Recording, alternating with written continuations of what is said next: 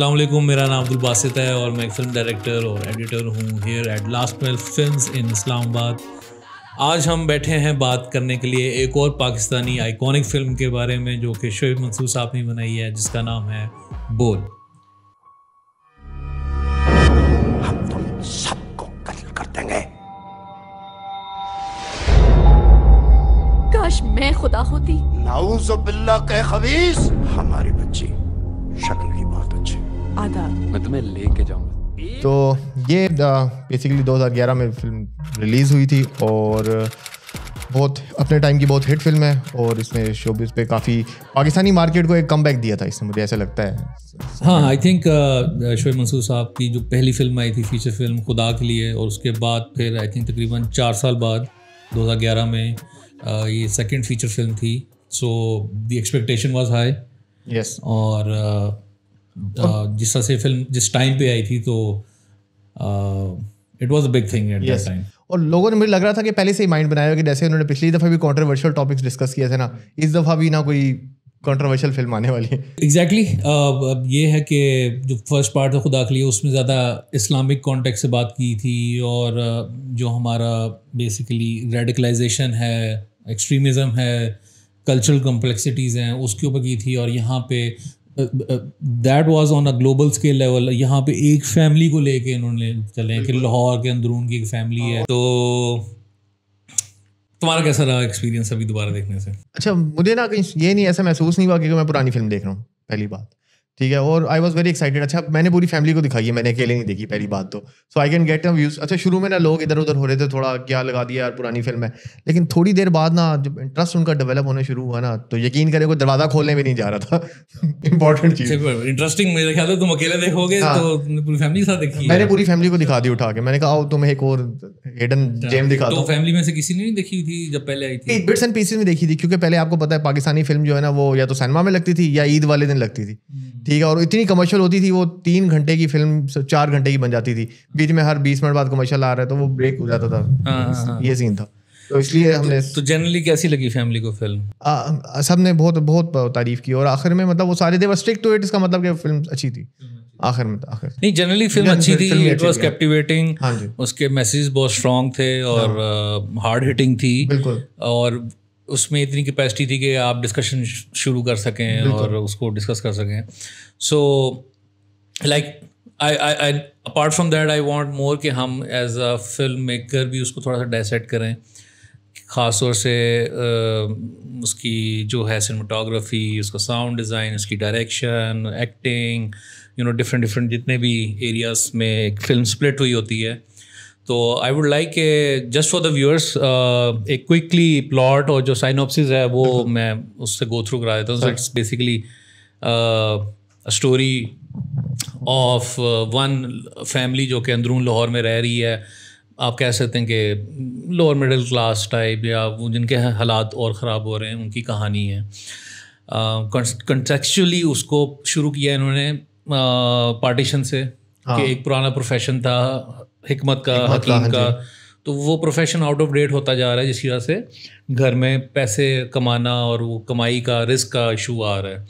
And on top of that उस घर में बहुत ज़्यादा बच्चे हैं, तो जो हकीम साहब हैं उनकी बेटी की ख्वाहिश है, इस चक्कर में कोई 7 बेटियां पैदा हो जाती हैं।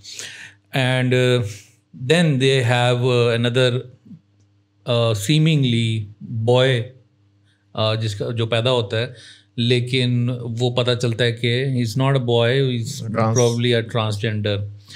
और उससे हकीम साहब काफ़ी परेशान होते हैं। एंड देन ग्रोइंग अप वो बड़े डिस्कनेक्ट रहते हैं उससे। And eventually one thing leads to another.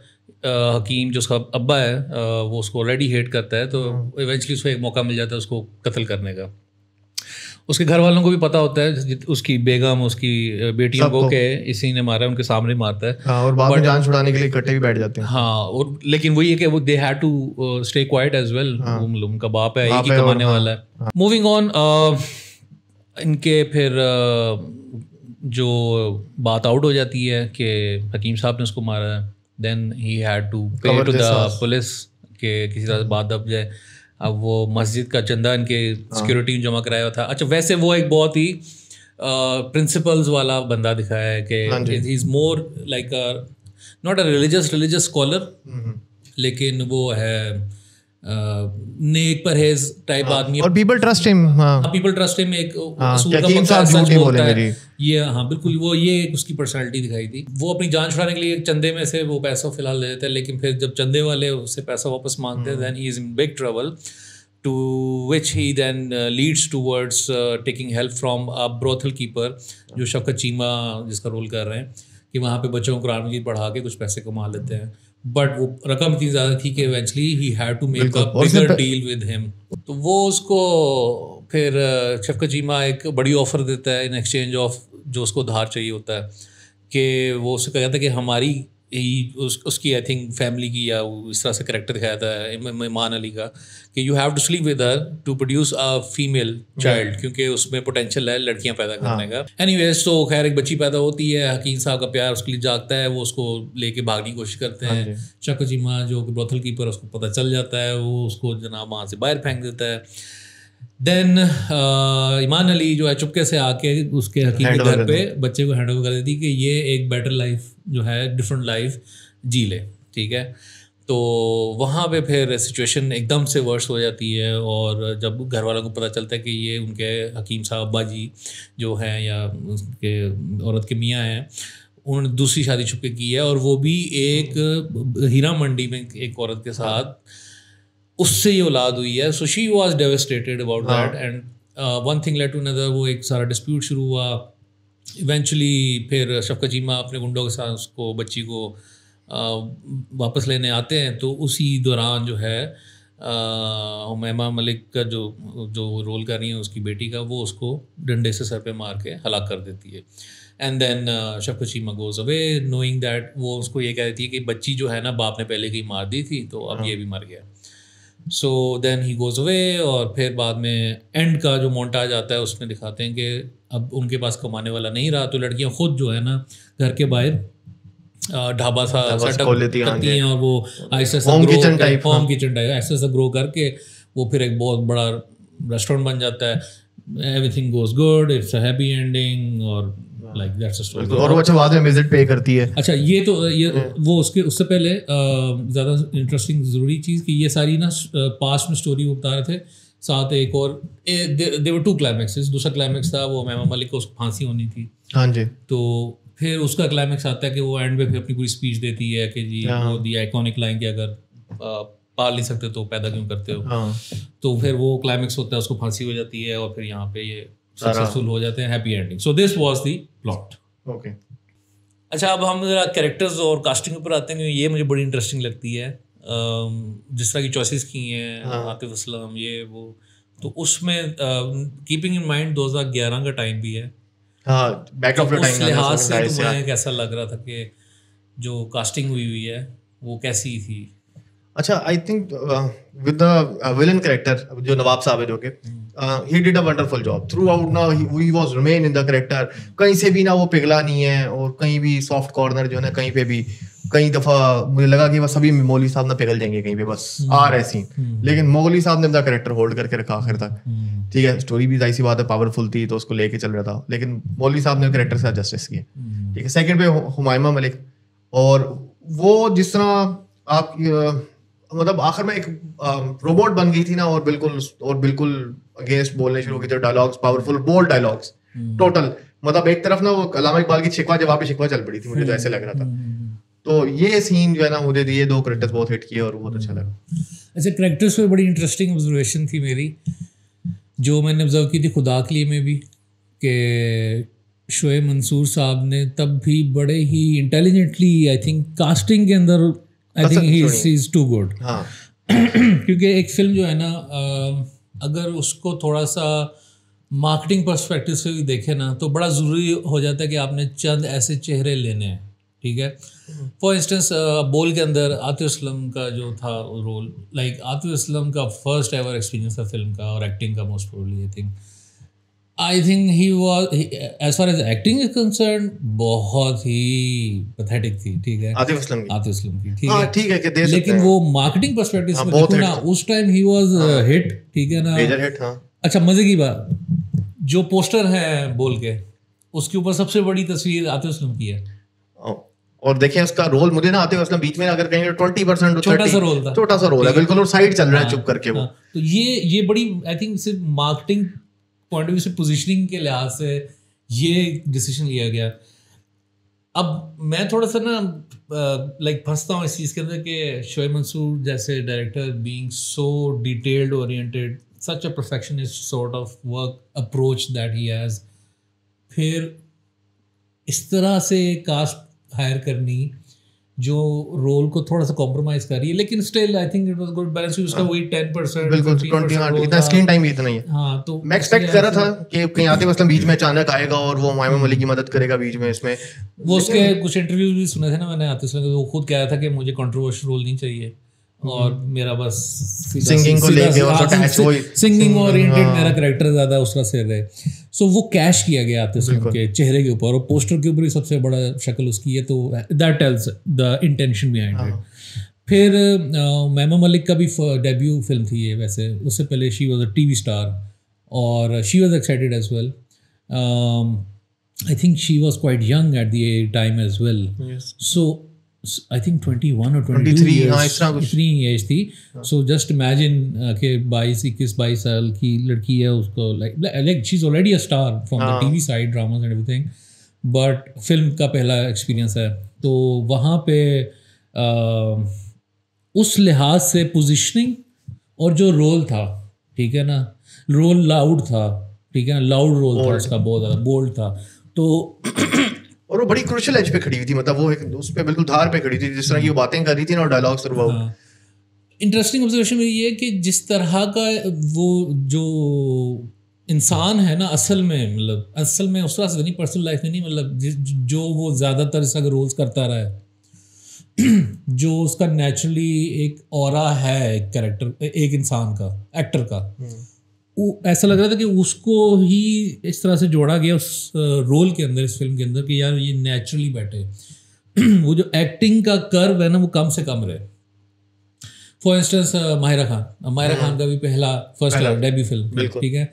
अब जिसका रोल था एक ये ना भोली सी और कम बोलने वाली, लेकिन नॉट टू लाउड, बल्कि लाउड भी नहीं था उसमें कैरेक्टर, तो वो नेचुरली भी हम देखते हैं कि उसके बाद में भी जितने भी उसके ड्रामाज या फिल्म आई उसमें उसका इसी तरह की कैरेक्टर, तो वो may be that is something which is aligned to the actual personality of the person as well. So as a casting director अगर आपने ये चीज़ देख के किसी को सिलेक्ट किया एक रोल के लिए, दैट इज़ गुड कि वो लर्निंग कर्व कम हो गया। तो ये मुझे माहिरा खान के केस में भी नजर आया।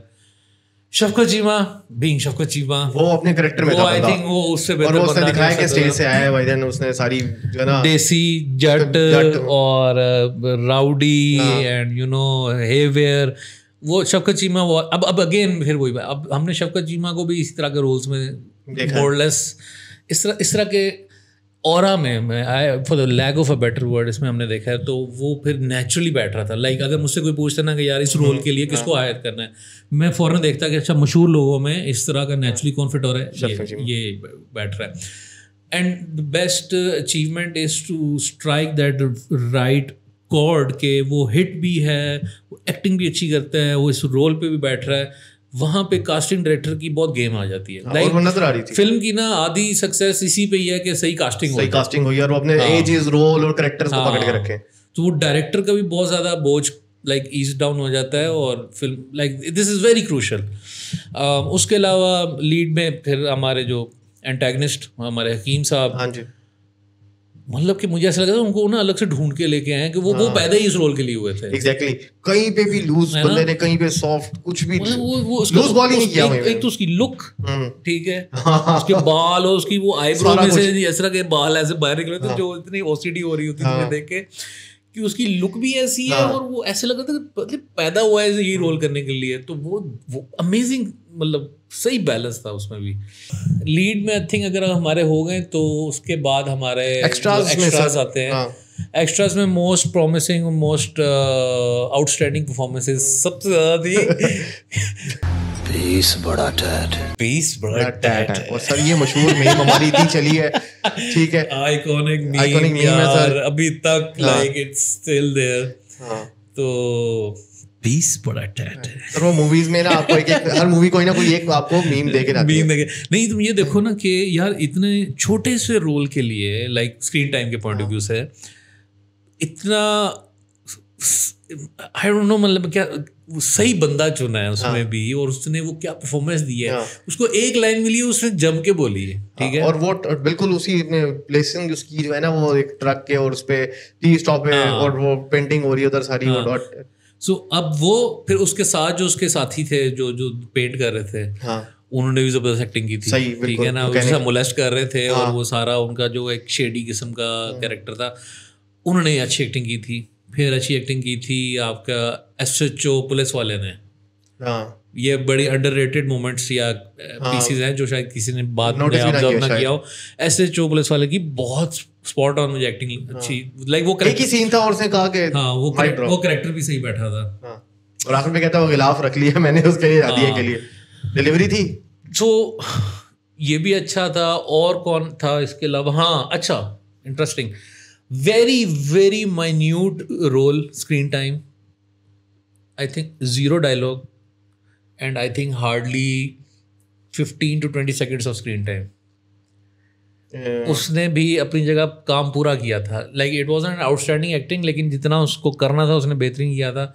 वो था जब वो सैफी छोटा था और उसका वो टीचर जो पढ़ाने आया था, तेरी मोलेस्टर टीचर। यस यार, उसमें देखो उसका कोई डायलॉग नहीं था, कुछ नहीं था, उसका सिर्फ एक्सप्रेशन था, बॉडी लैंग्वेज थी, ठीक है।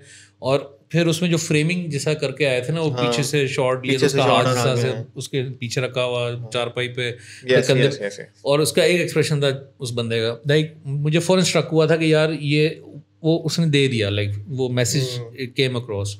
सो like if you have to find someone, वैसे तो मिल ही जाएगा, लेकिन शक्ल से चाइल्ड मोलेस्टर टाइप बंदा, तो वो सिलेक्शन है ना, सारा प्रोसेस है कास्टिंग का, तो वो नज़र आ रहा था कि अच्छा सही है।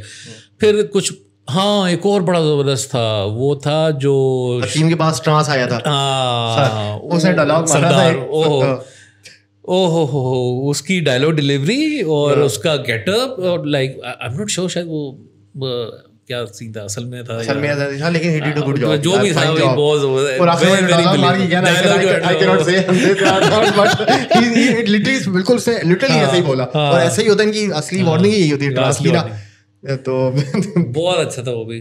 अच्छा फिर आई थिंक वीक परफॉर्मेंसेस भी थी एक्स्ट्रास में काफ़ी ज़्यादा। अब वीक अगेन वही याद नहीं रहती। अच्छा सर सॉरी, जो मेन ट्रांस लीड था, ट्रांस लीड भी है ना हमारे पास, तो कौन सा वाला ट्रांस लीड, मतलब वो जो असली, मतलब इसमें ट्रांस दिखाया हुआ बच्चा जो है, हाँ सॉरी सैफी तो रह गया, आई थिंक उसने अच्छा काम किया। हाँ जी। और उसका भी मैं इंटरव्यू देखा था, वो ये कहा था कि मुझे वो ओवर द टॉप वाली कैटेगरी में भी नहीं शो करना था अपने आप को, बीच में रह के थोड़ा सा बिहेव करना था कि I am not too much of a trans yet. तो वो I think he did a good job. और वो जो बच्चे का कैरेक्टर था, ऑफ कोर्स बच्चे का तो मतलब ठीक था, बहुत अच्छा भी नहीं था लेकिन ठीक था, it gets the job done. लेकिन जब वो बड़े वाला रोल था, जब उसने वो कपड़े चेंज किए सब, मतलब I think that was good, Saifi did a good job, वो भी अच्छा था। अच्छा हमने ईमान अली का भी मिस कर दिया है। ईमान अली का एंड में शादी करते हैं जो हकीम साहब जिससे, हाँ अच्छा तवाइफ तो उसका मतलब ब्रीफ था, लेकिन ईमान अली वो उसका वो पहले भी वो शेख मंसूर साहब के साथ वो तुलसी वाला जो किया था गाना, तो वो आई थिंक वो भी नेचुरली फिट हो रहा था। उसमें डायलॉग से वो हकीम साहब को जब वो कोशिश करी थी कि हकीम साहब जरा बटरिंग से उसको तसल जाए किसी तरीके से, वो इंटरेस्टिंग था डायलॉग का, जो ये वाला फेस दिखाया था ना कि वो अनारकली स्टाइल में डायलॉग डिलीवरी करी थी, और फिर वो कुलीग जो दूसरा आता है वो कहता है की करना है, तो उसको सही पंजाबी में एकदम करेक्टर से एकदम पंजाबी में। अगर अभी वो नवाबों की बात हो रही थी, शाही हम कहती है आपका नेचुरल हम निकलता है। दैट वाज गुड, मतलब दैट शोज के गुड कैरेक्टर डिजाइन हुआ है, good dialogues and everything. Again वो ये मैं चाह रहा हूँ हम और डिटेल में आगे जाके बात करें सारी चीज़ों पे। जो कैरेक्टर है ना वो बड़ा क्रूशल है कास्टिंग के लिहाज से, तो वो आई थिंक अच्छी हुई थी कास्टिंग वहाँ पे, ऑलमोस्ट पूरे नंबर है। कुछ थे वीक परफॉर्मेंसेस थी, अच्छा हाँ, मदर भी तो है ना, हकीम साहब की बेगम। हाँ। अच्छा वो उस दैट इज ट्रिकी, क्योंकि देखो ना, सिर्फ रोना भी आसान नहीं होता, तो रोने में भी थोड़ी सी ऑथेंटिसिटी होनी चाहिए। अब उनका रोल ही ऐसा था कि पूरी फिल्म ही रोना है उन्होंने। हाँ, और अच्छा वो सेंटर में आके बोल भी नहीं सकी कहीं पे। उनको उसकी जो थी ना, उसकी जो लॉयर थी ना, वो उसकी बेटी थी। वो उसके उस बिहाफ पे बोल रही थी थ्रू आउट द फिल्म, अम्मी को छोड़ दें, माफ कर दें, फलाना हो गया, ये हो गया। मुझे लेकिन ये था कि वो जो उसका चेहरा था ना जिस तरह का, और जो मेकअप जिस तरह से उसका किया गया था, वो एक तो ये है कि ये भी चैलेंज था कि वो कंटिन्यूटी मेकअप में रखना, वो भी बड़ा एक चैलेंज है। ठीक है ना, बड़ी बारीकी की बात है वो माँ जी का वो जो एक स्ट्रेस लेवल है चेहरे का, वो ऐसे से डिटोरिएट भी हो रहा है। तो वो जवानी से जब बच्चा पहला पैदा होता तब थोड़ा फ्रेश था उनका चेहरा, फिर आहिस्ता आहिस्ता उसको ज़्यादा भी करना और भी बीच में मेंटेन करना, वो भी मेरे ख्याल से उसमें उनका कैरेक्टर ज़्यादा फिट इसलिए भी बैठा था क्योंकि मेकअप का बहुत ज़्यादा रोल था, वो सही मैनेज किया गया था। फिर आगे जो उनकी एक्टिंग थी, एक्टिंग में मुझे था कि ज़्यादा वो था, खैर एक्टिंग पे हम आते हैं अभी। मैं एज अ कास्टिंग में आई थिंक वो नेचुरली चेहरा ऐसा ही था कि मजलूम है, आपको ना तरस ही आएगा यार, मजलूम है बेचारी है ये वो।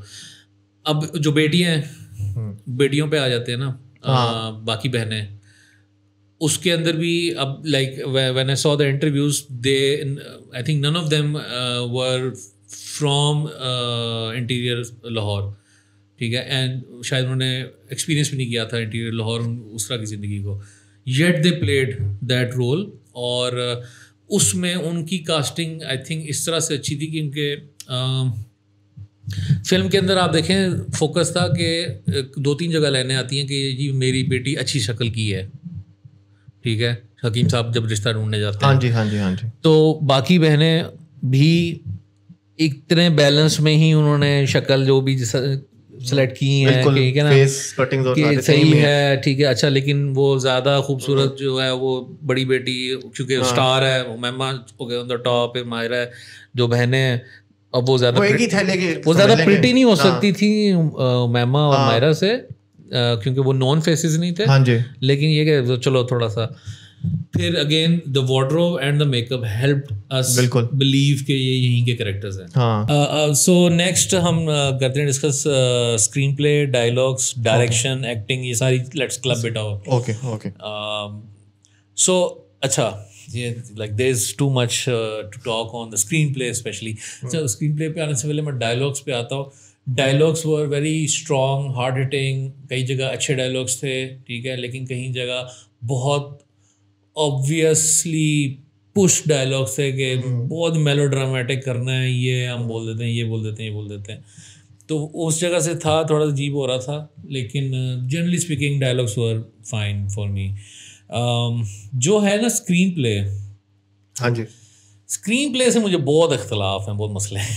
चले असल में इस फिल्म में, ये मैंने लिखा था कहीं, मैं बल्कि देख के बताऊंगा, इस फिल्म के अंदर कोई मतलब एक टॉपिक तो नहीं है, काफी ज्यादा है, वो तो नजर आ रहा था, 5-6 तो हैं सामने ही है सर। एक है ज्यादा बच्चे पैदा करने का मसला, हाँ जी, फिर एक है लड़का ना पैदा होने का मसला, फिर एक है रिस्क का मसला, हाँ जी, फिर एक ट्रांसजेंडर यानी कि माइनॉरिटी का मसला, फिर चाइल्ड रेप का उन्होंने दिखाया इशू, हाँ जी, फिर डोमेस्टिक अब्यूज़ दिखाया इन्होंने, ठीक है, फिर इन्होंने रोल ऑफ दुआ उसका भी छेड़ दिया, थोड़ा सा टच कर दिया है, ठीक है। फिर उन्होंने दिखाया कि जो बेटियां जवान होती हैं उनको आप नहीं पढ़ाते, पढ़ाते नहीं है, और फिर वो किसी काम की नहीं रहती हैं, घर में बस बोझ बन के बैठे, वो वाला एंगल उन्होंने टच किया है, ठीक है। इन्होंने डाइवोर्स की बात को भी टच किया है, उमैमा मलिक का जो सारा हुआ था, वो डिवोर्स लेके वापस आ जाती है, तो वो वाली लड़कियां जो डिवोर्स लेके घर आ जाती हैं, ऑनर किलिंग है इसके अंदर, सैफी को मार देता है उसका, ठीक है। फिर इसके अंदर है जी, हाँ, सेकंड मैरिज के छुप के जो दूसरी शादी की जाती है, और फिर घर में बेली बेगम को पता चलता है, तो और एक पूरा तवाइफ का ड्रामा वाला साइड का, फिर दियत किलिंग वाला भी कॉन्सेप्ट जो है, आइडिया, वो भी छेड़ा गया है। दियत किलिंग, सैफी को जो मार देते तो पैसे दे के छुड़वाता है ना अपना, ठीक है ना, वो वाली चीज भी आ गई। मर्डर एज जनरल एंड में जब मर्डर होता है तो वो फांसी और वो सारा केस वो हो गया।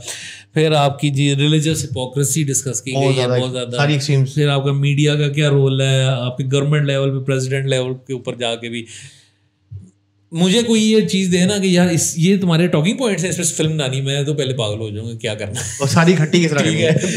सो वैसे बताओ ना मुझे, जो अगर ये टॉकिंग पॉइंट्स है ना कि यार ये आपके टॉकिंग पॉइंट्स से फिल्म बनाए, तो right of the bat it feels like an agenda film कि यार कि एक आइडिया है, वही सीड करना चाह रहे हैं हम, या ये इशू है इसको रेज करना चाह रहे हैं।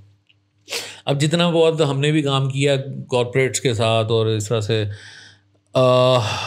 होता यही है कि जब आ जाती है ना ये INGOs टाइप चीज़ें, आपके इनके पैसे इन्वॉल्व हो जाते हैं जी जी, तो नैरेटिव को ना एक जगह रोक के रखना बड़ा मुश्किल हो जाता है, वो बात कहाँ से कहाँ चले जाती है, फिर एक के बाद एक चीज़ ऐड हो रही होती है, अच्छा ये भी है, इसको यूँ भी जोड़ दो, यूँ भी जोड़ दो। अब मुझे नहीं पता शोएब साहब का अपना स्टाइल है कि उन्होंने बहुत सारी बातें एक साथ करनी है। अगर देखा जाए ना सिर्फ ट्रांसजेंडर वाली बात की जाए और वो बच्चे की कहानी थी, वो इन इटसेल्फ पूरी स्टोरी फिल्म है वो, ठीक है। उसके साथ जितनी चीज़ें नेचुरली अटैच हो रही थी ना कि वो 7 बेटियां थी और फिर एक लाइक वो नेचुरली जा रहा है उसके साथ, कुछ भी और अलग से कहानी नहीं आ रही। अब यहाँ पे ना स्क्रीन प्ले इसलिए ना बहुत बिखरा हुआ लग रहा था कि ऐसा था कि बहुत ये 8-10 डब्बे हैं, हाँ, और सारे हर डब्बा अपनी अपनी जगह बना हुआ है, उन डब्बों को साथ जोड़ दिया आपने। इस वजह से एडिटिंग भी सही नहीं है उस तरह से, लाइक वो नेचुरली फ्लो में नहीं है। कहीं कहीं पे बड़ी अच्छी जुड़ रही थी, और कहीं एकदम ना एब्रप्ट एकदम से सीन उठ गया आगे। या कितनी जगह हुआ है कि उसने बोला हाँ वो माहिरा खान और आतिफ असलम की गिटार वाला सीन अभी टच ही की है और वो साथ ही अगली बात में ऐसा शिफ्ट मारा है कि जी अम्मा जी का वो ऑपरेशन करा रही है कि जी और जो है ना रिप्रोडक्शन एकदम। आई वाज लाइक एक सेकंड रुक जाओ क्या हो रहा है। और फिर लाइक 10-15 सेकंड के अंदर वो म्यूजिक पहले लाइट सा आया है जब ये माहिरा और आतिफ की गिटार की बात हो रही है और साथ ही ड्रम वो म्यूजिक भी चेंज हो गया। ये कहना मैं चाह रहा हूँ कि इतने ज़्यादा चीज़ें थी ना, लाइक क्या कहूँ, वो मौका मिला है अब यहाँ पे क्वालिटी कंट्रोल कैसे रखा जाए कि यार अच्छा मार्केटिंग पर्सपेक्टिव से मैं बात करूँ, अगर इस अप्रोच को मैं थोड़ा सा जस्टिफाई करने की कोशिश कर रहा हूँ कि यार आपने कोई 12-15 टॉपिक छेड़ दिए हैं, तो 12-15 टॉपिक छेड़ने से ज़्यादा प्रोबेबिलिटी बढ़ जाएगी ज़्यादा लोगों तक कनेक्ट करने की, ठीक है ना। तो तुम्हारा इंटरेस्ट सिर्फ रिस्क की कमी को लेके तुम कनेक्ट कर जाओगे, मेरा इंटरेस्ट ये ऑनर किलिंग को लेके मैं उससे जुड़ जाऊंगा, तो चलो सारे जुड़ जाएंगे, फिल्म जो है ना ज़्यादा लोग देख लेंगे, थोड़ी हिट हो जाएगी। और हर कैरेक्टर के साथ एक स्टोरी जोड़ दी है, एक स्टोरी जोड़ दी। इससे ना फिर मुझे ओवरऑल फील ये भी आई थी कि ऐसा लग रहा था कि ना छोटे छोटे ड्रामे के एपिसोड्स हैं और वो ड्रामे ना बस एक के बाद एक एपिसोड आई जा रहा है। बिल्कुल, दैट इज़ नॉट गुड। देखें, वी हैव एक्नॉलेज्ड के और if you not I am acknowledging it right now कि इतने बोल्ड टॉपिक्स पे बात करना ही बहुत बड़ी बात है। एग्जैक्टली, ठीक है।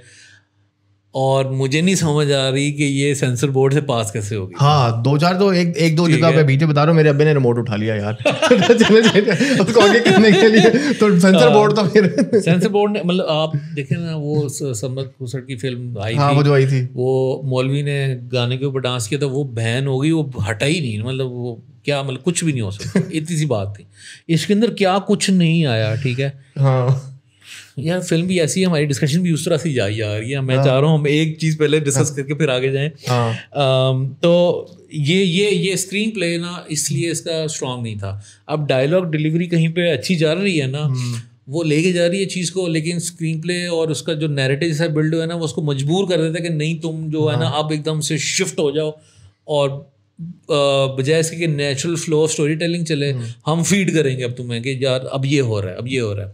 देखिए शुरू में ना जैसे मोन्टाजेस आए थे, हाँ जी, शुरू के मोन्टाजेस में सजाद अली का गाना चला था, फिर हदीका कियानी का गाना चला था, जरूरत से ज़्यादा लंबी ड्यूरेशन थी उनकी, होनी नहीं चाहिए, छोटा भी छोटा था और वो प्रॉपर रजिस्टर्ड गाने थे, वो बस रेडियो पे उन्होंने चलाया, ड्रैग वाली फील होगी बहुत ज़्यादा। लेकिन ये कि वो शुरू में एफर्ट थोड़ी सी नजर आई थी, अच्छा मोन्टाजेस के थ्रू कहानी को तेज़ लेके चल रहे हैं क्योंकि कहने को बहुत कुछ है। एक चल रही है, एक चीज़ दूसरी चीज़ को कॉम्प्लीमेंट कर रही है, फिर वो प्रेजेंट में आ जाते थे कि वो फांसी के तख्ते पे खड़ी है, फिर वापस आते थे। अब बहुत माइन्यूट डिटेल के उमैमा मलिक का जो अपना स्टोरी थी कि उसकी शादी होती है, फिर नई सेट वो बहुत कम डिटेल है। वो अच्छा था, वो शुक्र है उन्होंने ऐसे किया, क्योंकि फिर वो एक डाइवर्जन चले जाती। हाँ, ऑलरेडी 6 के बजाय 7 चीजें होती। सोचो उसके भी मोटा शॉट्स और वो एक डाइवोर्स है तो पता नहीं डाइवोर्स इशू को कहाँ से कहाँ ले जाते हैं। हाँ जी, ठीक है ना। तो वो मैंने कहा थैंक यू प्लीज आप आ नहीं गए डिटेल में, आप वापस सैफी की स्टोरी पे ही जुड़े रहे हैं। I am now vested in that, I am interested in that, I want to know उसके ऊपर बिल्डअप हो रहा है, अच्छा लेट्स कीप इट। हो तो ये अच्छा था, ठीक है ना, यहाँ पे अच्छा कर गए थे। लेकिन कई जगहों पे फिर it wasn't in the good grip और वो लूज हो जाता था, फिर इंटरेस्ट लूज हो जाता था। इसके साथ साथ जो है अब जो है डायरेक्शन, खास तौर से डायरेक्शन पे मैं बात करना चाहूँगा। आई थिंक वो हमने ज़रा कास्टिंग से ओवरलैप हो गई थोड़ी डिस्कशन, लेकिन जनरली स्पीकिंग जो हकीम साहब थे उनकी एक्टिंग अच्छी थी, ठीक है। मतलब कि मुझे at the end of the day I started to hate that person. End of the day नहीं, मतलब बीच में ही। और दैट वाज सक्सेसफुल। हाँ, ये एक निशानी है कि उसने अच्छा रोल अदा किया। I am actually hating him, ठीक है। तो वहाँ पे लाइक किसी कैरेक्टर से मैं सही इमोशनली वेस्ट हुआ था ना, वो हकीम था। कुछ जगहों पे थोड़ा सा उनका स्टाइल ऐसा था कि वो लेस एक्टिंग मोर रेपिटेशन लग रही थी, ठीक है ना। वो एक बात करने का अंदाज था ना उनका, झड़कने का अंदाज था, वो हर दफ़ा वैसे ही आता था ना, हर दफ़ा नेचुरल नहीं होता था कि यार वो अब एक डिफरेंट सिचुएशन में डिफरेंट बात हो रही है तो उसका हिसाब से रिएक्ट करे। वो बस ऐसी अच्छा, ये एक स्टाइल अच्छा लग रहा है तो बस ऐसी झड़कना हर दफ़ा। वहाँ मुझे बस थोड़ा सा लग रहा था कि पुश की जा सकती है बाउंड्रीज, उसको खोला जा सकता है कैरेक्टर को कि यार थोड़ा सा तुम फील करके अब तुम आगे चले जाओ, ना कि तुमने एक सिग्नेचर स्टाइल बना लिया है उसी को ही प्रेस डाउन करते रहो। अच्छा, ये था हकीम साहब का। वेरी ब्रीफली स्पीकिंग, कहने को बहुत कुछ है। मैं मेनली बात करना चाहूँगा उमैमा मलिक के डायरेक्शन के ऊपर। ओह गॉड, उमैमा मलिक का व्हाइल आई वाज वाचिंग तो I was more like a नहीं, बुरी एक्टिंग। खास उससे पहला सीन जो फांसी के तख्ते पे जाई थी, I don't know why she was so worn out, so tired, अजीब और आगे ड्रामेटिक, ओवर ड्रामा लग रहा था यार। बात करने का अंदाज भी नहीं, मतलब ठीक है आप मरने जा रहे हैं, मतलब ठीक है कि आपको फांसी लगने वाली, लेकिन आपको लगता है कि फांसी का कैरेक्टर इस तरह का होगा, फर्ज करें नहीं मुझे नहीं, वो बस वही ना, जो चीज़ नेचुरल नहीं लग रही वो नहीं लग रही। सो वो नहीं लग रहा था, तुम्हें भी नहीं लगा, नहीं समझ आया वो बिल्कुल। वो थोड़ा ज़्यादा ड्रामेटाइज किया हुआ था। ओवरऑल फील जो फिल्म की थी ना वो मेलोड्रामेटिक ज़्यादा थी, ठीक है ना। तो उस वजह से कि इस वजह से कई जगह एक्टिंग के ये मार्जिन्स ख़राब हुए हैं। अच्छा, अब मूविंग ऑन, मुझे उमैमा के ना कैरेक्टर की समझ नहीं आ रही थी इस तरह से कि यार ये राइट ऑफ द बैड इतना गुस्से में है, इतनी रिवॉल्टिंग हो गई है और चैलेंज कर रही है, और बाकी जो है like what I want to say is कि the way I was watching it, first मैं अब्जॉर्ब नहीं कर पा रहा था कि उस व्हाई सच एग्रेशन, अगर एग्रेशन है तो how can she portrait so much. लेकिन जब उसका ये फिल्म में सीन आता है जब बाप बेटे को, सैफी को कत्ल करता है, वहाँ से जो शिफ्ट आया था ना मैमा के रोल के अंदर, कैरेक्टर के अंदर, that was good, that was believable, that was natural, ठीक है। उसके बाद से जिस तरह से वो अपने एक्टिंग के फ्लो ले गई, थोड़ी खामोश सी हो गई थी, ठीक है, मोर ऑब्जर्विंग हो गई थी, जो जहाँ पे बनता था ना सही वहाँ पे फिर बोलती थी। तो वहाँ उस सीन के बाद से मुझे एकदम से फील होने लगे उमैमा की एक्टिंग अच्छी हो गई है। तो आई वाज कंफ्यूज कि नहीं, एक सेकंड, पहले मुझे एक्टिंग अच्छी नहीं लग रही थी, अब अच्छी कैसे हो गई। फांसी के टाइम वाला मुझे भी कनेक्ट नहीं हो रहा था। फांसी के अलावा भी फिल्म का 50% हिस्सा है, वहाँ पे नहीं थी अच्छी, लेकिन उसके बाद टर्न अराउंड अच्छा था। मर्डर के बाद उसकी एक्टिंग अच्छी हो गई थी। तो मैं कंफ्यूज हो गया कि यार ऐसे कैसे हो सकता है, एक बंदा एक फिल्म में काम कर रहा है, उसका यहाँ पे एक्टिंग अच्छी नहीं है। मतलब स्किल का मसला नहीं है, मसला था जो मेरी नज़र में मसला था उसकी कैरेक्टर डेफिनेशन के ऊपर शुरू में, ठीक है, कि उसकी जो असल में ना उसकी जो बॉडी लैंग्वेज में जो चेंज है ना, वाज़े चेंज, वो मर्डर के बाद ही आना चाहिए था। उससे पहले वो उसका ना जेंटल राइज ही रखते, उसकी रिवॉल्टनेस का आहिस्ता आहिस्ता वो ठीक होता। अच्छा, ऐसा भी नहीं है कि बिल्कुल ही नहीं उन्होंने ख्याल रखा। उन्होंने, मैंने देखा, ऑब्जर्व किया, जैसे बीच में उसका भाई वो चप्पल उठा के मारता है, वो चप्पल पकड़ती है लेकिन फिर वो तहजीब में, अदब में वो नीचे रखती है और मोड़ के रख देती है अब्बे की तरफ। तो वो उन्होंने रखा है कि अभी ये उतनी नहीं फटी या उतना नहीं खुली है, लेकिन फिर भी वो कोशिश की गई थी। अब अगेन मैं वापस पिछली पॉइंट पे आया था कि ऐसा लगता है पैकेट्स में एक चीज़ बनी हुई है, वो पैकेट्स में जोड़ दी है, रिवोल्ट भी चल रहा है। अब आप एज अ व्यूअर जो मर्जी, मतलब जो मर्जी इमोशन उठाते रहे, ठीक है ना। सो इस मामले में ना जो पकड़ के रखना था ना एज अ डायरेक्टर, आपने एज एन एडिट के ऊपर जाके कि व्यूअर के इमोशंस को मैं अपने हिसाब से लेके चलूँ, वो लूज हो रही थी यहाँ पे इस तरह से। अच्छा, एक बड़े मजे की बात ना कि हकीम साहब को लेके पूरी फिल्म में हकीम साहब ने फैमिली से ना सिर्फ एक जगह गिरी किया, जब वो पुलिस वाले को चंदे के पैसे देने पूरी फिल्म में, तब हकीम साहब हल्का सा का अच्छा अपना फायदा तो हकीम साहब है।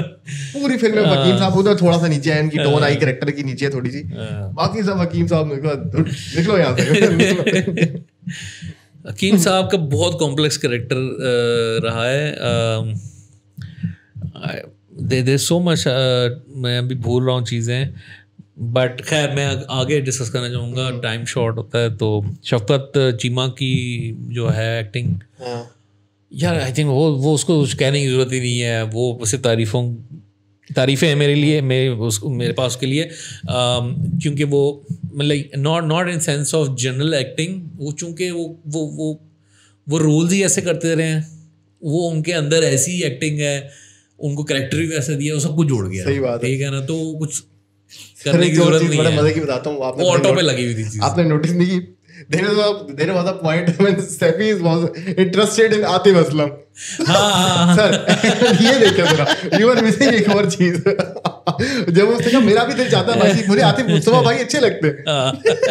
उसके बाद जब वो मोटरसाइकिल पे जा रहे होते, he was like, हाँ वो जप्पी डाल के वो उसकी ट्रांजिशन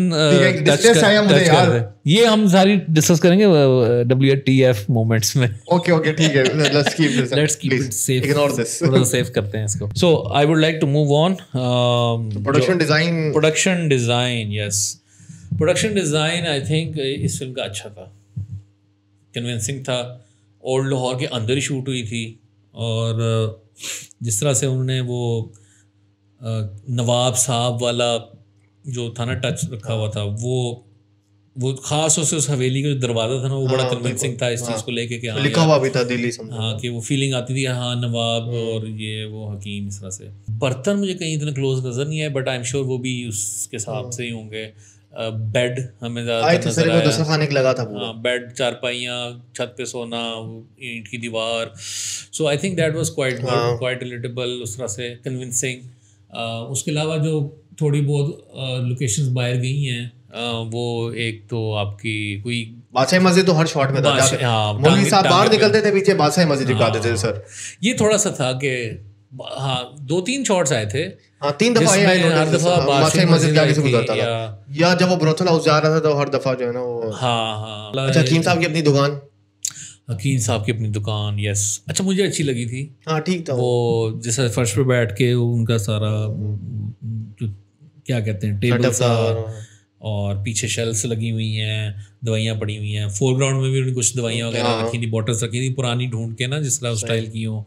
तो वो ये यहाँ भी डिटेल वर्क नजर आता कि अच्छा पुरानी अच्छी बॉटल्स रखी हुई हैं इस तरह की दवाइयों वाली। वो I think production design overall the film did good. The next जी, नेक्स्ट बताएं जी। नैरेटिव सर जी, एडिटिंग एंड नैरेटिंग।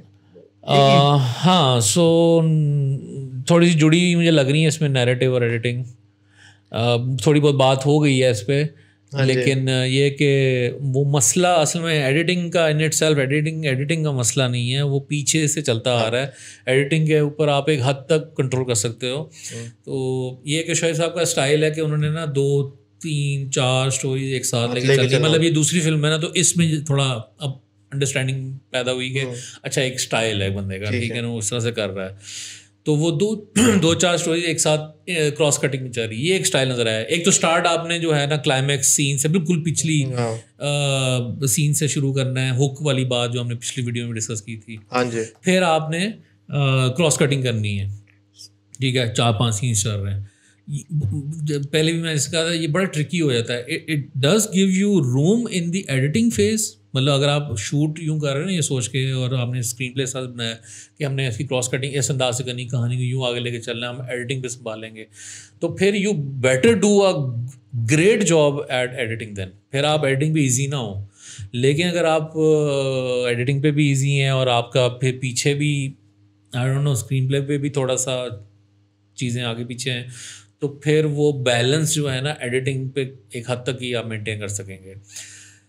अब मिसाल के तौर पे जब हकीम साहब शादी करते हैं दूसरी, पैरेलल में ही साथ ही माहिरा खान शादी करती है। हाँ, ये एक बड़ा स्टाइल है, मैंने नोट किया। खुदाकली में भी था कि एक तरफ जनाब वो इधर एपिक सीन हुआ है, सेम सिमिलैरिटी में इधर भी हो गया, मैच फ्रेम बनाने की कोशिश की गई थी। एज अ व्यूअर ना जब आप देख रहे हो ना, एकदम से वो फॉर अ ब्रीफ मोमेंट बड़ा हिट करता है। ओह इधर इसकी शादी, बेटी की शादी हो रही है, उधर बाप शादी कर रहे हो, वाओ, ठीक है। लेकिन उसका पीछे से फ्लो आना बड़ा ज़रूरी है, नेचुरल फ्लो बड़ा ज़रूरी है, कन्विंसिंग हो, ठीक है ना, वो दोनों कहानियाँ एक ही पेस पे चल रही हो। अब वो इतनी देर से हकीम साहब की कहानी चल रही थी शादी, और वो उधार लेना और बोतला उसाना, ये वो जब वो एंड पे पहुंची थी ना, फिर इधर से टच किया उन्होंने माहिरा खान और आतिफ असलम की, चुप के शादी कर देते हैं। हाँ, और उससे पहले वो डिस्कशन हल्की नोट पे चल रही थी नाई की दुकान पे, जब वो हकीम साहब मान नहीं रहे थे। हाँ, वो मतलब कहने का मतलब ये कि यानी कि अगर कोई 60% स्टोरी हकीम साहब की गुजर गई थी ना, हाँ, तब फिर वो शुरू हुई थी कि ओ अच्छा टाइम आ गया, इधर से लेके आते हैं, टाइमिंग मैच हो और फिर वाव मोमेंट क्रिएट हो जाए। तो वो पैकेट्स में नजर आ रही थी चीज़ें, पैकेट्स में आ रही हैं जा रही हैं, आ रही हैं जा रही हैं। कि इसी तरह से कई ऐसे सीन थे, जैसे वो इसके बाद जब वो मेमा घर बताती है अपने अबू को कि मैंने उनका निकाह करा दिया, वो फिर उसके शीशा में सर मारता है अब्बा उसका, और फिर कट हो जाता है, ठीक है, लाइक सर लगा और कट, ठीक है, वो म्यूजिक भी आया, कट हो गया। वो सिर्फ ना ऐसा लगा था कि इमोशनली आपको ना जोर से लाउडली हिट करेंगे वो हम आपको, ओह माय गॉड ये हो गया, ठीक है। अब मैं इसलिए नैरेटिव और एडिटिंग इसलिए साथ जोड़ रहा हूँ कि जब नैरेटिव इन इटसेल्फ नेचुरली इतना कन्विंसिंग नहीं है ना इमोशनल एंड से, तो फिर आपको एडिटिंग में इस तरह की पॉकेट्स डालनी पड़ती हैं कि वो आए और जाए, ठीक है ना। इससे मसला ये होता है कि as a viewer, as an audience ना, you are lost sometimes. Story को साथ रहने में आपको मुश्किल हो जाती है कि यार एक सेकंड अभी किधर थे हम। आप इमोशनली आपको ना वो ट्रिगर्स मिल रहे हैं कि अभी एक इमोशन मिला, वो गया, ये मिला। और बाय द वे ये सारी चीज़ें फिर जुड़ी हुई हैं साउंड डिज़ाइन के साथ, उसके ऊपर आते हैं अभी। तो नैरेटिव क्लियर थे, ये बताएं शुरू से लेकर एंड तक। हाँ, प्रेडिक्टेबल थी स्टोरी कि अच्छा अब ये हो रहा है, अब ये हो रहा है, लेकिन जो बहुत अमेजिंग अनप्रेडिक्टेबल था वो था हकीम साहब को ये ऑफर आना शफकत जीमा से कि he should sleep with one of his nephews. तो वो शॉकिंग था, वैसे भी शॉकिंग था, और वो प्रेडिक्ट नहीं हुआ था। लाइक मुझे हकीम साहब को ऑफर आ गया, I couldn't predict that at all. उसके अलावा फिल्म ज़्यादा प्रेडिक्टेबल थी। प्रेडिक्टेबिलिटी भी क्रिएट की जाती है फिल्म में फॉर अ सर्टन सेंस के व्यूअर्स जो है ना एक्सपेक्टेशन मैच हो जाती है, ठीक है ना। एक सरप्राइज एलिमेंट आपने देना है, लेकिन इस तरह से भी नहीं देना कि आपको बिल्कुल ही नहीं पता और एकदम से वो आ गया। उस लिहाज से भी ठीक है, लेकिन वो फिर वो इतना ज़्यादा हो गया था कि वो तामिल में है, तामिल का स्टाइल है बेसिकली सरप्राइजेस जो है ना। हाँ, लेकिन वो यकदम वाला सीन है, तामिल में रहता है अचानक, वो सिर्फ लाइक लॉन्ग लास्टिंग नहीं होता है। तो ये था कि नैरेटिव में आई थिंक ये चीज़ थी। ठीक है सर, आगे चलते हैं, मेरे ख्याल से आगे बढ़ते हैं। अब है हमारे पास फिल्म स्कोर। सो या फिल्म स्कोर, साउंड डिज़ाइन और फिल्म सॉन्ग्स, ये like let's club these all इकट्ठे। फिल्म सॉन्ग्स भी हम बीच में ले रहे हैं। हाँ, फिल्म सॉन्ग्स भी डिस्कस कर लेते हैं। तो अच्छा, फिल्म स्कोर जो है ना वो खुदा के लिए सिर्फ थोड़ा बेहतर था कि देयर वाज सम स्कोर, ठीक है, फिल्म स्कोर और साउंड डिज़ाइन। खुदा के लिए काफ़ी ज़्यादा एम्प्टी स्पेसेस थी। शुरू में मुझे कुछ जगहों पे लग रहा था, जैसे ख़ासतौर से जब वो फांसी वाले सीन से शुरू हुए थे ना, इनिशियली जब वो फ्रेम रोशनदान पे ऐसे फ्रेम था, उमैमा मलिक जेल के अंदर थी, वहाँ से कैमरा ट्रक डाउन होता है, वहाँ से पहला मुझे ऑब्जर्वेबल नोटिसेबल साउंड डिज़ाइन सुनाई दिया था। तो I was like good, naturally आया है, लेके चल रहे हैं, अब इसको आगे लेके चलेंगे। लेकिन फिर वो डायलॉग्स वाला पार्ट आया, वो गायब हो गया, फिर एकदम से फिर अगला सीन आया, फिर थोड़ा सा शुरू हुआ, फिर मैंने कहा ओके ठीक है, मेक सेंस, अभी आ रहा है, बिल्डअप हो रहा है। लेकिन वो ज़्यादा देर सिलसिला नहीं चल सका मेरी नज़र में, वो फिर ब्रेक हो गया। फिर अगेन वही फीलिंग आ रही थी कि डिफरेंट डब्बों में, डिफरेंट पैकेट्स में हर एक सीन बनाया गया है, हर एक सीन एडिट किया गया है, हैंस उसका साउंड डिज़ाइन भी उस हिसाब से किया गया। मुझे कहीं पे कोई ख़ास 1, 2, 3 जगहों के अलावा जो मैं ऑब्जर्व कर सका हूँ, maybe there would be more, लेकिन जे कट्स, एल कट्स ये नहीं यूज़ किए गए साउंड डिज़ाइन के अंदर। जहाँ भी किए गए वहाँ अच्छे थे। डायलॉग्स के साथ जे और एल कट्स मुझे सुनाई दिए थे, लेकिन साउंड डिज़ाइन के साथ मेरा नहीं ख्याल मुझे कोई याद है, ठीक है। इतना अच्छा इजी सिंपल स्ट्रेट फॉरवर्ड तरीका है एक सीन को दूसरे सीन के साथ सीमलेसली ट्रांजिशन करने का, डू दैट। लेकिन नहीं, ऐसा लगा था कि तुमने अलग बैठ के एडिट करके एक वाला पीस दे दिया, मैंने अलग किया, फिर हम दोनों को जोड़ देते हैं। तो अब ये भी मज़े की ऑब्जर्वेशन थी कि जब जब कोई ख़ास डायलॉग आता था या एक्सप्रेशन आता था ना, वहाँ पे एक साउंड बाइट आती थी, कोई टिंग या कोई दंग। अब वहाँ पे मुझे एक शुरू में 2 दफ़ा मुझे ठीक है मेरी अटेंशन ग्रैब हुई है उसके उस एक्सप्रेशन को लेके कि वहाँ पे उसको रजिस्टर कराने के लिए एक अलग से साउंड स्कोर आया है। लेकिन वो बार बार फिर वही मेथडोलॉजी, बार बार वही हो रहा था, वो फिर अनोइंग हो गया था कि पता है अभी फिर यही होना है। अभी वो उसको लुक कराएगा तो एक टिंग कोई साउंड आएगी, अभी वो कोई हार्ड हिटिंग डायलॉग की लाइन बोलेगी तो फिर वो उसके नीचे फिर एक साउंड खुलेगा। वो इंडिपेंडेंटली वो सारी साउंड डिज़ाइन चल रही थी कि ये क्लियर इंस्ट्रक्शन थी कि I want the viewers attention focused on the dialogues and the expressions, so help me do that through sound design. I think ये था। साउंड डिज़ाइन अपने इन इट सेल्फ कहानी को इमोशनली कहीं लेके नहीं जा रहा था। वैसे जो साउंड डिज़ाइन था इट वाज उस टाइम के हिसाब से जिस एरा की कह लें आप कहानी सुना रहे थे, ठीक था उस हिसाब से। लेकिन it could have been improved a lot. Essentially मुझे फिर वो ड्रामा वाला साउंड डिज़ाइन लगा जैसे ड्रामों में होते हैं ना। हाँ एग्जैक्टली, वो ड्रामा फिल्म लगी थी। ओवरऑल थीम वाज मेलोड्रामेटिक ना, तो फिर आई थिंक वो फिर साउंड डिज़ाइन में भी चीज़ चलेगी कि ऐसे ही करना है, लोगों को इमोशनली ऐसे ऐसे हमने हिलाना है, ठीक है कि वो ये बड़ा लाइन बोल दी उसने। ऑल्दो कई जगह डायलॉग्स अच्छे थे तो उसको ना इस तरह से पुश करके ना फिर उसकी जो सटल्टी है, उसकी जो नेचुरलनेस है ना, वो फिर कम हो जाती थी। आई थिंक हमारा टेक्निकल हो गया, हम नेक्स्ट उस पर मूव करते हैं और मेरा फेवरेट अगला सेगमेंट है what the fuck moment, WTF moment, how about this. तो जी जुनैद साहब, आपका सबसे बड़ा WTF मोमेंट क्या था? So sir, so my biggest WTF moment in the film was when Atif Aslam knowingly के इस तरह के ढाबों पर ये पीस बड़ा टैट वाले लोग होते हैं, उस बंदे को जो कभी बाहर दुकान पे नहीं गया, ठीक है, ही हैज नो एक्सपीरियंस किसी इंटरेक्ट नहीं किया होगा उसने, ठीक है, वो सारी जिंदगी छुपा के रखा है इसको, ठीक है, नोइंग दिस, ठीक है, उसको ऐसी जगह पे छोड़ा है वो भी अकेले, और शाम को लेने आता है। या सीरियसली मैन, मैं खुद भी हो गया था कि यार मतलब आतिफ को पता है कि वो उसकी क्या स्टोरी है बच्चे की ना, और उसको ये भी पता, उसने जाके देखा भी तो खुसरे आते हैं वहाँ पे, ठीक है ना, और उसमें उस बच्चे में है वो टेंडेंसी, और फिर वो इस तरह की हरकत मतलब, और अच्छा चलो बेनिफिट ऑफ डाउट, आतिफ को भी नहीं पता था, उस छुपा के रखा हुआ था कि सैफी कैसा है, ठीक है, for the sake of argument let's assume that.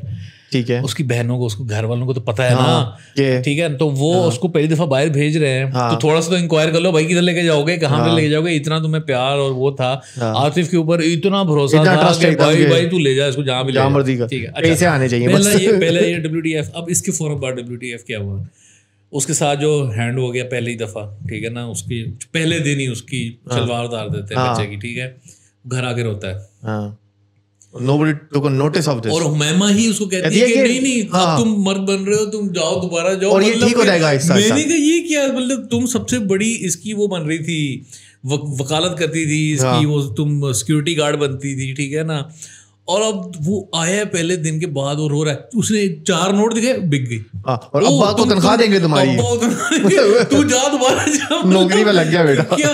अच्छा, फिर ये बात उन्होंने आतिफ से भी नहीं डिस्कस की, हाँ इम्पोर्टेंट, ठीक है। आतिफ अगले दिन जाके उनको कहता कि भाई कल ये हुआ था, तुम्हारे बंदे कैसे हैं, क्या हो रहा है, और जो उस्ताद के हवाले किया था, he was nice man by the way, उसने गालियां भी दी, ही वाज नाइस, ठीक है, लेकिन आतिफ को भी नहीं बताया, Atif did make sure the next day as well, और फिर बाद में देखो वो फिर रेप भी हो जाता उसका, मतलब कि मैं वाज लाइक यार ये तो आप खुद छलांग मार रहे हो। अब इस WTF मोमेंट की वजह से फिर मुझे हो रहा था कि यार ये एक जो है ना चाइल्ड अब्यूज और ये बस डाल दो, ये किसी तरीके से बना के इसको हम ले आते हैं सीन के अंदर। मूविंग ऑन, एक और WTF मोमेंट है, WTF नहीं है, एक इंटरेस्टिंग मेरी ऑब्जर्वेशन है, पता नहीं बाकी लोगों ने नोट की है या नहीं, थोड़ा सा स्ट्रेंज मुझे लगा था कि जहाँ पे आप एक ऐसी फिल्म बना रहे हो कि आप बहुत ही ऐसे टैबूज और कॉम्प्लेक्स हमारी जो इश्यूज़ हैं और ऑब्वियस इश्यूज़ भी हैं उनको डिस्कस किया जाए,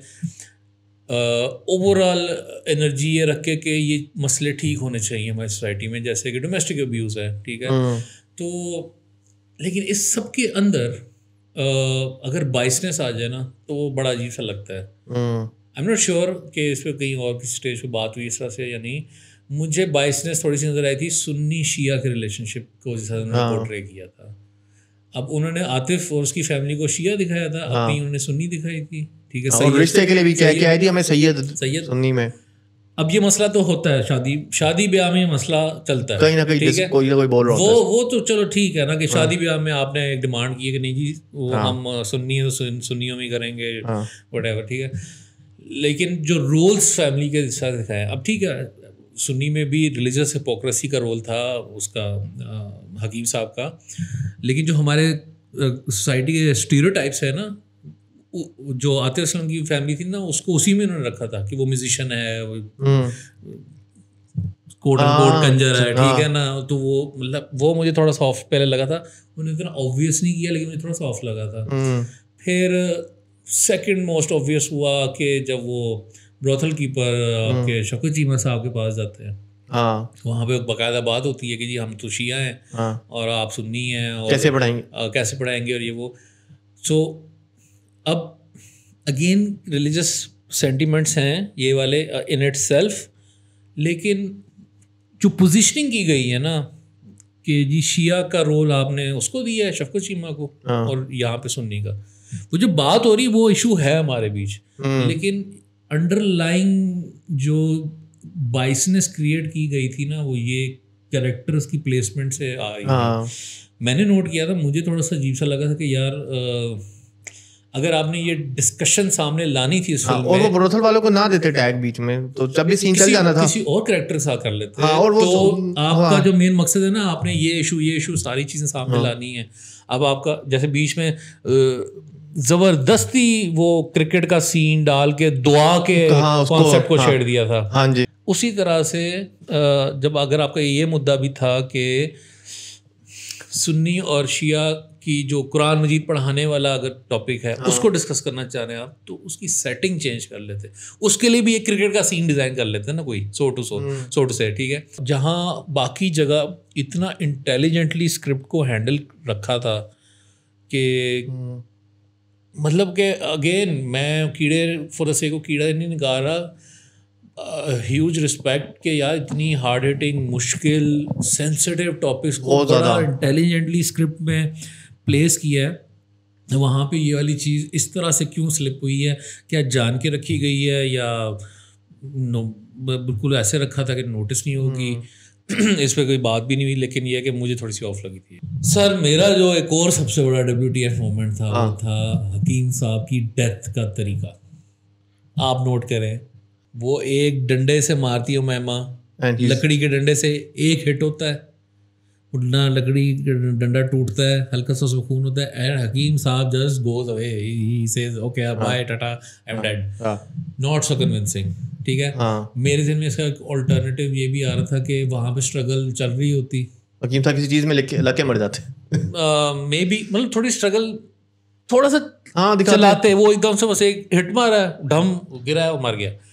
हाउ कन्वीनियंट, ठीक है, प्लान्ड है थोड़ा सा। हाँ, थोड़ा सा या तो उनके बीच स्ट्रगल होते होते मरता, या उनके बीच झड़प शुरू हुई थी तो उधर से शफकत चीमा अपने गैंग के साथ पहुंचा है और वो फिर उसको पकड़ के ना लाइक कुछ और वो पीक मिलती लड़ाई में और फिर वो हकीम मर जाता, ठीक है।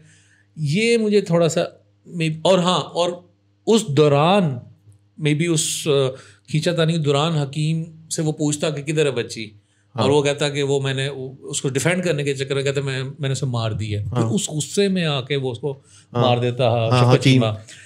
अब उमैमा ने कह दिया शफकत चीमा को, जी अब्बा जी ने मार दी है, और उसने कहा ओके, ओके हाउ कन्वीनियंट। तो अरे क्या यार, ये क्या हो गया एकदम से बाकी, और उसने कुछ भी नहीं किया, और उसने एक दो से पूछा भी, हाँ नहीं है। अच्छा चलो, हाँ ये भी मर गया है, चलो चाय पीने चलते हैं। नफ्स नुफ्स भी चेक किया कि बहुत क्या पता एक्टिंग ही कर रहा होता। तो वो थोड़ा सा like I was not convinced on the climax in that sense. बाकी इट्स नॉट, मतलब WTF में ही पता नहीं एग्जैक्टली लाई करता है या नहीं, लेकिन जो क्लाइमैक्स था फांसी वाली जहाँ पे थी उमैमा मलिक, एंड में ना वो फिर पूरी स्पीच देती है, ठीक है। वो एक बड़ा ही फोर्स्ड नैरेटिव है, ऐसा लग रहा है कि स्पीच हो रहा है, वो एक सरमन चल रहा है। वो पूरा सीक्वेंस जो था ना, लाइक वो पूरा इस तरह से कि आपको फीड किया जा रहा है, स्पीच हो रही है, खुतबा दिया जा रहा है, जो कैरेक्टर्स की अपनी जर्नी है, उसकी जो स्टोरी टेलिंग है, उसके थ्रू आप तक ये बात पहुंच जानी चाहिए। उसको फिर इस तरह से लेबल करके ना आप देना, फिर प्रेजेंट ना करें इस तरह से। वहाँ पे अगेन ये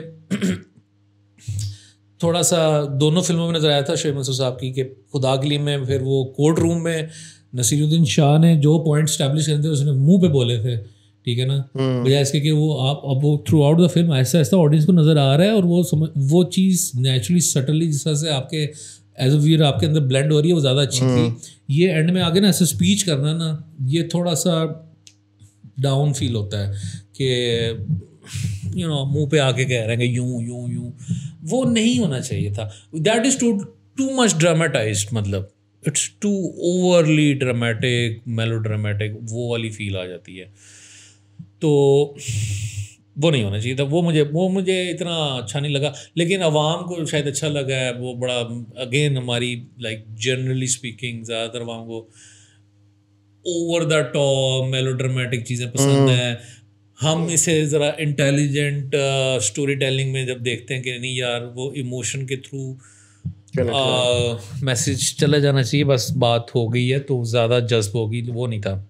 फिर इसके बाद सर आ जाता है आपका अगला फेज़ के जी बाप मर गया है, वो बच्चियां जो है ना बनाने लग गई हैं, होम किचनिंग हो रही है, होम बिजनेस शुरू हो गया है, ठीक है। वो भी हाउ कन्वीनियंटली शुरू हो जाता है। अब मुझे बताएं, ये इन इटसेल्फ पूरी एक फिर डिस्कशन और जर्नी है कि जो आपकी सोसाइटी में ख़वातीन जब बिज़नेस करने निकले हैं तो वहाँ पे कितनी वर्क प्लेस सेक्सुअल हरासमेंट है, इस तरह की चीज़ें। ये एक और वाकई स्टोरी थी, ये अपने अंदर स्टोरी है। अब ये बड़ा कन्वीनियंटली ये गो थ्रू हो गया, लाइक ये इशू नहीं है, ठीक है। इशू ये है कि जनाब उनको काम ही नहीं किया करने दिया जा रहा, वो चाहे पढ़ी लिखी है या नहीं है। इस चीज़ लाइक कहना मैं ये चाह रहा हूँ कि ये ना ही डालते तो अच्छा था ना। अब वो ज़बरदस्ती हैप्पी एंडिंग करनी है तो चाहिए। वो बिजनेस शुरू हुआ है, वो बिजनेस इतना बड़ा हो गया कि वो 5 स्टार होटल बन गया। मतलब अच्छा वहीं तक ही रख लो ना, ढाबे तक ही रख लो कि यार गुजर बसर हो रहा है, 5 स्टार होटल बना दिया, अमीर हो गए, सब ठीक हो गया, नया घर ले लिया। कैरेक्टर कंप्लीटनेस जो है ना, वो मैंने ऑब्जर्व किया शोएब साहब अपनी फिल्म में ज़रूर उनको करनी है, हर एक कैरेक्टर की कंप्लीटनेस पूरी करनी है, ठीक है, अच्छी बात है, करनी चाहिए, एक कैरेक्टर कंप्लीटनेस होनी चाहिए, रेजोल्यूशन मिलता है ऑडियंस को, लेकिन ये कि एंड में वो भी इतना स्पीड में टक टक टक टक टक सारा ना, अब वो एकदम से वो भी आ गई, ईमान अली भी आ गई, उसको अपनी बच्ची भी नजर आ गई, ऐसे गुजरते उसी रेस्टोरेंट में से, अच्छा ये वो मेरी बच्ची है, बड़ी है और जी she is in right hands, सारा कुछ बन गया। वही था कि यार अच्छा मतलब ठीक है, सारा कुछ ही डाल दिया आपने, सब हैप्पी एंडिंग हो गया। कुछ चीज़ें ना फिल्म में ना इस तरह से नज़र आई थी, रखी आ रही थी कि वो टिक मार्क्स होते जाएं। एक अच्छी फिल्म क्या होती है, ये ठीक है। जैसे कि हमने पीछे शायद म्यूज़िक को डिस्कस नहीं किया, जो सॉन्ग्स थे, सॉन्ग्स भी अब देखो ना उस ज़माने के जितने भी हिट थे उन्हीं को ही यूज़ किया, उनके गाने। अब आतिफ असलम का सबसे बड़ा गाना, सबसे बड़ा पोस्टर, अदीका गानी का उससे थोड़ा कम, बाकी सजाद अली का उससे कम, उनको मोन्टाजेस में दे दिया, उसके लिए रिवॉल्व करके तो बस इन्होंने कहा ये लो जी, वो टिक मार्क्स सारे मेक श्योर किए कि टिक टिक टिक हो जाए कि फिल्म हिट हो जाए, ठीक है। एज अ पैकेज जब पूरी फिल्म आई है, ठीक है ना, अब उस एनवायरनमेंट में, उस सोसाइटी में जहाँ वैसी फिल्में नहीं बन रही, ठीक है, और लोगों को कोई अगर थोड़ी सी भी बेहतर चीज़ मिलती है तो people enjoy it, people like it, ठीक है, लेकिन वो जनरली अच्छी होनी चाहिए, और बोल एक जनरली अच्छी फिल्म है। हम तो खैर बहुत ही डीप जाके देख रहे हैं ना कि अच्छा ये चीज़ें हमें ऑफ लगी और ये चीज़ें यूँ प्रूव हो सकती नहीं, ऐसा था। Generally speaking it's a good movie, ठीक है, उसमें कोई मसला नहीं है उस तरह से। अपने जिस टाइम पे आई है, बड़े क्रूशल टाइम पे आई है, जिस टाइम पे उसने ये मैसेज और ये बातें की हैं, छेड़ी हैं, वो भी बड़ी इंपॉर्टेंट थी। लेकिन मेरा तो ये था ना मेन कि I was now expecting more from Shoaib Mansoor sahab, कि अभी उनकी सेकंड फिल्म है, तो अब मेरी एक्सपेक्टेशन ज़्यादा है, ठीक है। एज अ फिल्म मेकर आपके ऊपर भी प्रेशर ज़्यादा होता है कि अच्छा अब मेरी अगली फिल्म है, दूसरी और वो हिट होनी चाहिए, अब मैंने पिछला बार तोड़ना है, उसके ऊपर आना है। तो जो खुदा के लिए थी ना, उसमें like what I really enjoyed was कि पहली दफ़ा ना आपके दीन को लेके ग्लोबल कॉन्टेक्स्ट में से बात की गई थी, and it was very relevant at that time as well, कि आपकी दहशतगर्दी मुल्क में खुद को हमले बहुत चल रहे थे, टेररिज्म ग्लोबली बहुत ज़्यादा एक फिनोमेना था, ठीक है। तो उस पॉइंट पे उस तरह की चीज़ को डिस्कस करना मेरे लिए तो यही बहुत था कि यार इट्स बिग, ऑल्दो उसमें भी बहुत सारी चीज़ें एक वक्त में म्यूज़िक और जिहाद और विमेन राइट्स टू मैरिज, काफ़ी चीज़ें आ गई थी, लेकिन उसमें ये वाली कॉम्प्लेक्सिटीज़ कम थी जो बोल में नज़र आई ज़्यादा, ठीक है। सो या आई थिंक ये this is my overall take. Now I would like कि हम इसको रेट करें अपना हिसाब से, IMDb रेटिंग आपस में करते हैं जी। हाँ जी, I would give it a 7 for solid 7। Good songs, अच्छा दूसरी अच्छी चीज़ की थी कि इसमें ज़रूरी नहीं था कि वो एक टिपिकल लव स्टोरी ऊपर लेके आया, या सास वो ऊपर लेके आके उन्होंने कहा जी अच्छी और वो कर दें, तो एक फैमिली मूवी अच्छी चीज़ है, 5-6 चीज़ें इसमें टारगेट हो रही हैं और हमारे सारे सोसाइटल इश्यूज टारगेट हुए इसमें। So if I have to give it a rating overall, back in 2011 2 rating है मेरी, 2011 की है और एक अब की है, मैंने तब भी देखी थी फिल्म, और वो मेरा एज फैक्टर और उस वक़्त का जो एनवायरनमेंट फैक्टर है, क्योंकि उस वक़्त पाकिस्तान इंडिया की फिल्में चलती थी, और कंपटीशन टफ था। मज़े की बात, ये फिल्म जब रिलीज़ हुई थी इसके पहले में बॉडीगार्ड लगी थी, और इसने बॉडीगार्ड से ज़्यादा बिजनेस किया था पाकिस्तान में, ठीक है। तो वो जो एनवायरनमेंट था ना उस वक़्त, ये singers in itself celebrities, अच्छी बड़ी सेलिब्रिटीज़ थी, मतलब they were say Atif specially he was singing in India I think at that time as well, तो वो ये इन इट सेल्फ एक स्टार पावर थी। फिर जनाब इधर जो है फिल्म के जो लीड है उसमें नए चेहरे थे फिल्म के लिहाज से, like Mahira was very new, Humaima was a star but फिल्म में न्यू, हकीम साहब फर्स्ट एवर अपीयरेंस मेरे ख्याल से, वैसे भी कहीं मुझे लाइक मेरी मेमोरी में तो नहीं, कोई पुराने शायद PTV के ड्रामों में आए हूँ। हकीम साहब का नहीं, हकीम साहब के हैं होंगे, मतलब मैं 2011 की मेमोरी से कह रहा हूँ। अच्छा 2011 की मेमोरी, मैंने नहीं देखा हुआ था, ठीक है। तो वो इम्पैक्ट ओवरऑल जो आया था ना वो बड़ा ग्रैंड था, ठीक है। फिर मैंने शफकत चीमा को पहली दफ़ा कोई नॉन गंडासे वाले रोल में और उस तरह से गोलियों से छलनी होने वाले रोल में मैंने पहली दफ़ा देखा उसको करना। मुझे बड़ी चीज़ें अच्छी लगी थी, I was really like wow यार। तो उस टाइम के हिसाब से तो मेरी तो 9.5 पॉइंट्स। ओके 2011 में 9.5। 2011 में तो 9.5। और फिल्म टेक्निकली कैसी हो तो नॉलेज ही नहीं थी ना, आँख ही नहीं बिल्कुल भी ना, ऑफ कोर्स। तो just pure on these reasons.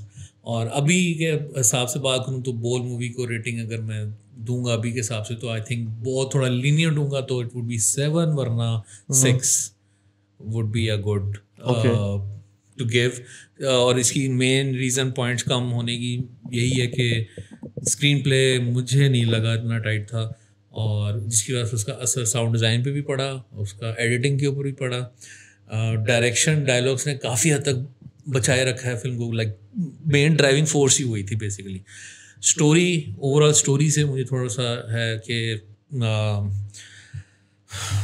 आपने बहुत ज़्यादा चीज़ें इस तरह से डाली और उसको सही तरह से वीव आउट नहीं किया। हाँ। आपने डालनी चीज़ें आप डालें, मज़ीद पकाना चाहिए था। और भी फिल्में हैं दुनिया में जिसमें 8-10 कॉन्सेप्ट एक साथ डिस्कस हो रहे हों, फिर आपने 3 घंटे भी इसलिए लिए हैं, ठीक है ना। आप 2 घंटे की भी फिल्म बना सकते थे अगर थोड़ा सा कम कर देते।